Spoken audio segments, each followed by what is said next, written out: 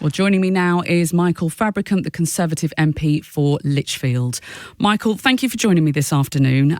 First things first, hasn't the Prime Minister let down the whole of the West Midlands by cancelling the high-speed line between Birmingham and Manchester? So I think it's very good news, as I said, for the West Midlands. And the reason why it's good news is because it'll deliver a rail service, a relatively high-speed rail service, actually, some 15 years faster to Manchester than it would have otherwise have done, because you'll be able to upgrade the West Coast Main Line, where the HS2 joins the West Coast Main Line, to run high-speed trains at about 140, maybe 160 miles an hour. So it'll still be a quicker service between Birmingham and Manchester, and it'll be a much quicker service between Manchester and Euston. And of course, it's great news for my constituents in the north of the constituency, because they won't have all the disastrous road closures, upheaval, heavy trucks, and all the rest of it that people around Lichfield are currently having to bear with the completion of phase one. So, Michael, what is this going to have an impact on the constituents in Lichfield itself, though, surely? Yes, I mean, there has been some confusion about this because journalists and indeed some ministers have talked about HS1 only running from London to Birmingham now. No, it's not. It's running past Birmingham, going by Lichfield so that it can then link with the West Coast Main Line at Handsacre. So all that continues as before. The end of phase one, which is what the government is saying, beyond which they're not going to go, the end of phase one is not Birmingham. The end of phase one is at Handsacre, as Andy Street quite rightly pointed out in his news release today. But Midlands Today yesterday got tragically wrong. Well, speaking of Andy Street, obviously he's been telling the BBC this afternoon that he was considering quitting the party over HS2. So what was your reaction to that? Oh, I was very sad to hear that. I don't know whether he was actually going to quit the party.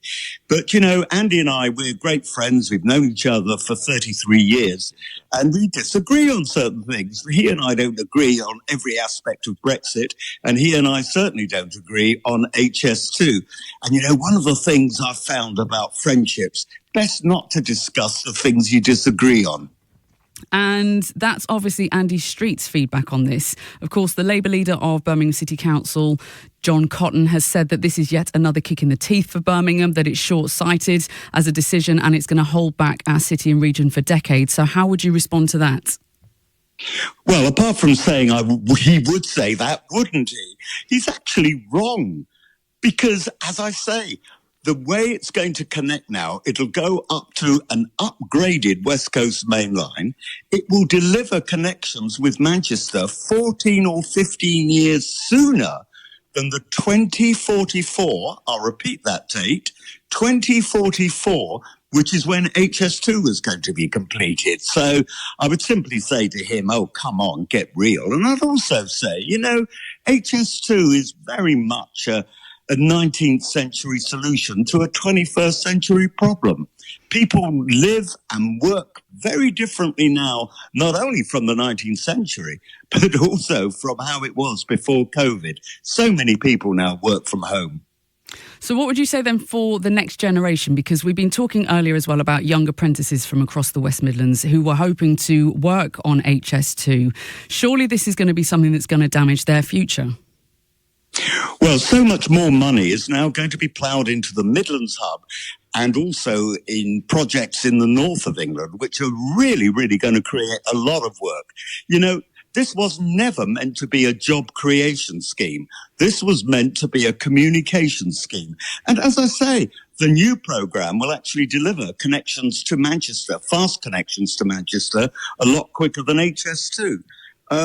So, you know, I would say do not despair. There's plenty of projects coming on, including the Midlands Rail Hub.